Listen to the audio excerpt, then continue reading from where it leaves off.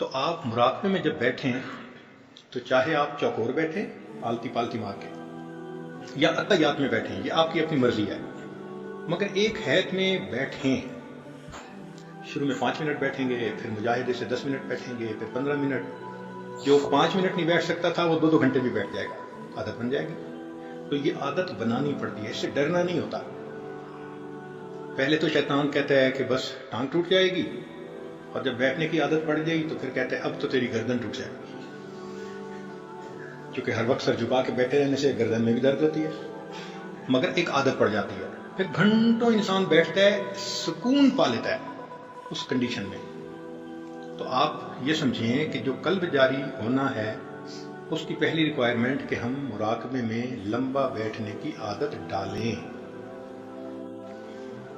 تو ایک بات کہ ذکر قلبی حاصل کرنے کے لیے جو بندہ سنجیدہ ہے تو ایک تو اسے بیٹھنے کی ترتیب بنانی پڑے گی، چاہے تہجد کے بعد بنائیں، چاہے عشاء کے بعد بنائیں، چاہے دن میں بنائیں، اس میں کوئی پابندی نہیں ہے۔ جو سہولت کا وقت ہے اس وقت میں بنائیں، مگر بیٹھیں صحیح، ٹائم کھلا ہو۔ جب آپ بیٹھ گئے تو اب سب سے پہلی چیز کیا ہوگی کہ شیطان شیطانیت دکھائے گا، اور وہ برے خیالات شہوانی شیطانی بھرمار کر دے گا۔ آپ پریشان ہو جائیں گے کہ یار مراقبے کے بغیر ہی اچھے تھے، کہ مراقبے کے بغیر تو ایسے خیال نہیں آتے تھے، ذرا مراقبے میں بیٹھے تو کیا کیا تماشے۔ یہ اصل میں شیطان کا حربہ ہے انسان کو مایوس کرنے کے لیے۔ تو کیا ہوتا ہے کہ نیا بندہ مراقبے میں سر جھکاتا ہے، 1 منٹ کے بعد سر اٹھا دیتا ہے، بس اس سے نہیں بیٹھا جاتا۔ اس کو بھی مجاہدہ کرنا پڑے گا، برداشت کرنا پڑے گا۔ اس کی مثال یوں سمجھیں کہ اگر کسی کمرے میں بلی نے پخانہ کر دیا ہو تو جیسے ہی آپ دروازہ کھولیں گے تو بو تو آئے گی، اب آپ فوراً دروازہ بند کر دیں تو بو تو نہیں نہ ختم ہو سکتی۔ بو ختم کرنے کا ایک ہی طریقہ ہے کہ دروازہ کھولیں، بو کو برداشت کریں اور نجاست کو صاف کریں، ہمیشہ کے لیے ختم۔ اسی طرح جب ہم مراقبے میں بیٹھتے ہیں اور دل کا دروازہ کھولتے ہیں تو شیطان بلی نے وہاں نجاست کی ہوتی ہے، تو بو کو دیکھ کے بند کرنے کی ضرورت نہیں ہے، بیٹھے رہیں۔ یہ سوچیں کہ اگر اس دل کو میں لے کے اللہ کے سامنے گیا تو کیا شکل دکھاؤں گا کہ تمہارے دل میں یہ کوڑا کرکٹ بھرا ہوا ہے، یوں تم نے میرے گھر کو برباد کیا، ویران کیا۔ تو بلکہ دل میں افسوس ہو کہ میں نے بڑی دیر کے بعد اس چیز کو ریئلائز کیا کہ مجھے دل کو سنوارنا ہے، صاف کرنا ہے۔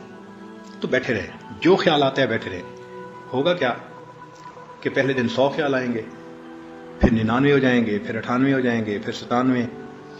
یہ خیالات گھٹتے جائیں گے اور جو حضوری اور توجہ والا ٹائم ہے وہ بڑھتا جائے گا، حتیٰ کہ ایک ایسا وقت آئے گا کہ جیسے ہی سر جھکائیں گے اللہ کی یاد میں آپ ڈوب جائیں گے، استغراق کی کیفیت حاصل ہو جائے گی۔ پھر گھنٹوں بیٹھیں گے، دل کے آئینے میں ہے تصویر یار، جب ذرا گردن جھکائی دیکھ لی۔ تو اس میں بیٹھنا، اور دوسرا وساوس سے مت گھبرانا، اور تیسرا کیفیت کا ٹھیک ہونا۔ کیا کچھ لوگ مراقبے میں بیٹھ کے سانس سے کرنے لگ جاتے ہیں، یہ صحیح طریقہ نہیں ہے۔ جذبہ بھی محسوس ہوگا اور وارفتگی بھی محسوس ہوگی، مگر دل صاف نہیں ہوگا۔ دل تو صاف ہوگا جب اس طریقے سے کریں گے جو مشائخ کے اوپر اللہ نے کھولا ہے۔ یہ الہامی طریقہ ہے نا، تو رب کریم نے جو الہام فرمایا کہ اس طرح کرنے سے یہ دل صاف ہوتا ہے، وہ تو اسی طرح ہوگا۔ تو سانس سے کچھ نہیں کرنا ہوتا، جسم کو حرکت نہیں ایسے دینی ہوتی، زبان سے کچھ نہیں پڑھنا ہوتا، بلکہ مراقبے میں یہ فیل کرنا ہوتا ہے کہ میرا دل اللہ اللہ بول رہا ہے، میں سن رہا ہوں۔ جیسے کیسٹ بجتی ہے نا اور آپ توجہ کر کے بیٹھتے ہیں، ایسے دل کی کیسٹ اللہ اللہ بول رہی ہے اور میں سن رہا ہوں، یوں بیٹھنا پڑتا ہے۔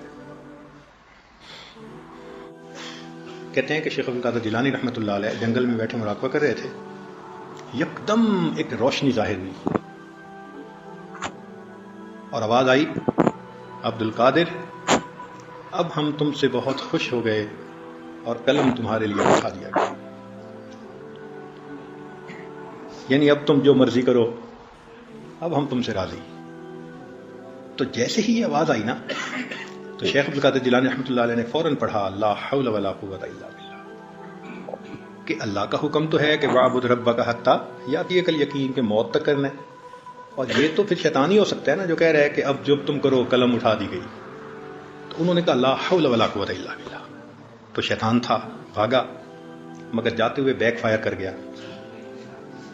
کیا کہنے لگا کہ عبد القادر میں نے اس ترکیب سے سینکڑوں اولیاء کو گرایا، تم اپنے علم کی وجہ سے بچ گئے.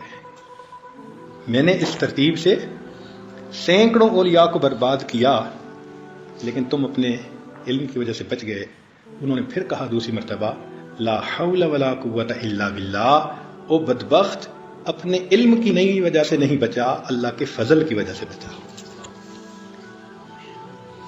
اب بتائیں کہ جب اس راستے میں یہ ایسے باریک حملے کرتا ہے تو کتنا انسان کو بیدار رہنے کی ضرورت ہے اور کتنا پھر شیخ کی سرپرستی کی ضرورت ہے. تو اس لیے پہلے تو یہ الٹے سیدھے خیالات کے ذریعے سے طبیعت اچاٹ کرنے کی کوشش کرے گا، اور اگر نہیں آئیں گے بعض تو پھر نورانی نقشے اور فلاں نقشے بنا کے پھر خود پسندی میں مبتلا کر دے گا. حضرت ہم تو جنت کے مناظر دیکھتے ہیں. بھائی مراقبے میں کوئی منظر نہیں دیکھنا، اگر کوئی دیکھے بھی صحیح تو آپ سمجھ لیں کہ یہ رکاوٹ ہے. مراقبے میں صرف اللہ اللہ سننا ہے، اس کے سوا کچھ بھی اگر ہے تو وہ ٹریپ ہے. کلیئر ہو گیا نا؟ اس کے علاوہ اگر کچھ ہے تو وہ ٹریپ ہے. مقصود ہے اللہ اللہ سننا. ہمارے حضرت رحمۃ اللہ علیہ فرمایا کرتے تھے کہ کامل مشائخ ایک ایسے مرتبے پہ اللہ ان کو پہنچا دیتا ہے کہ غافل دل والا آتا ہے، ان کی انگلی قلب پہ لگ جاتی ہے، دل جاری ہوئے بغیر بندہ پیچھے نہیں ہٹتا. یہ الگ بات ہے کہ اس کو خود نہیں پتہ چلتا، مگر اس کی یہ پہچان ہے. پھر نیکی کو جی چاہتا ہے، پھر انسان نیک بن جاتا ہے، پھر زندگی بدل جاتی ہے، پھر داڑھی بھی رکھ لیتا ہے، پھر نمازیں بھی پڑھتا ہے. زندگی میں ایک جو تبدیلی محسوس ہو رہی ہے، یہ کیسے ہو رہی ہے؟ اصل میں وہ دل جاری ہو گیا شیخ کی.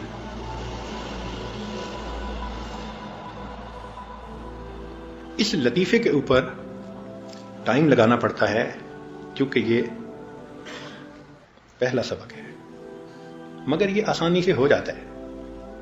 ایک نقطہ ذہن میں رکھیں، دنیا بھر کی کتابیں اٹھا کے دیکھ لیں، ان کا پہلا سبق ہمیشہ آسان ہوگا. کوئی کتاب ایسی نہیں کہ جس کا پہلا سبق سب سے مشکل ہو. پہلا سبق ہمیشہ آسان ہوتا ہے، اور یہ سلسلے کا پہلا سبق ہے تو اللہ نے اس کو بھی آسان بنایا ہے. مشکل نہیں ہے. ہاں ایک نیت کرنی پڑتی ہے، کمٹمنٹ کرنی پڑتی ہے کہ اللہ بس میں یہ نعمت چاہتا ہوں. یہ تو نہیں نا کہ ادھر مراقبہ کیا اور باہر نکل کے نیلے کو بھی دیکھا، پیلے کو بھی دیکھا، اس کو بھی دیکھا، اس کو بھی دیکھا تو ساری اثرات ختم ہو. ایک بد نظری مہینوں کی محنت کو ایک لمحے میں ختم کر کے رکھ دیتی ہے. ایک بد نظری. تو جھوٹ سے احتیاط، غیبت سے احتیاط، کھانے پینے میں احتیاط، ان سب چیزوں سے احتیاط کرنی پڑتی ہے. یہ نعمت تب ملتی ہے. جن لوگوں نے بھی حاصل کیا انہوں نے محنت بہت کی، اور وہ محنت کیا تھی؟ یہی کہ زندگی کو شریعت و سنت کے مطابق بنایا اور ٹائم لگایا، اور اللہ تعالیٰ پھر یہ نعمت دے دیتے ہیں. جب بیٹھتا ہے انسان بیٹھتا ہے تو بیٹھنے والے کو خالی تو نہیں لوٹاتے.